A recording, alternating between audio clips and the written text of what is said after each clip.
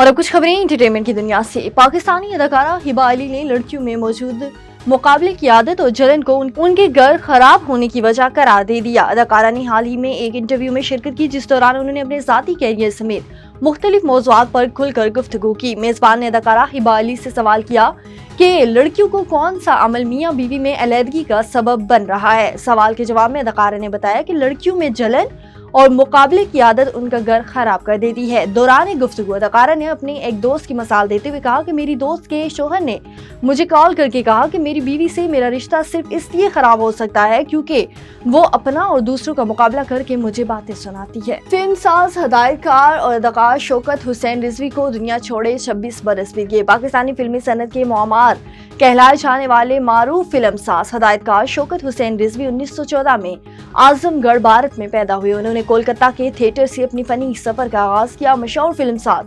Set دل سکھ پنچوتی کے کہنے پر وہ لاہور آ گئے اور گل بکاؤلی اور خزانچی جیسی فلموں کی ایڈیٹنگ کے فرائض سر انجام دیے۔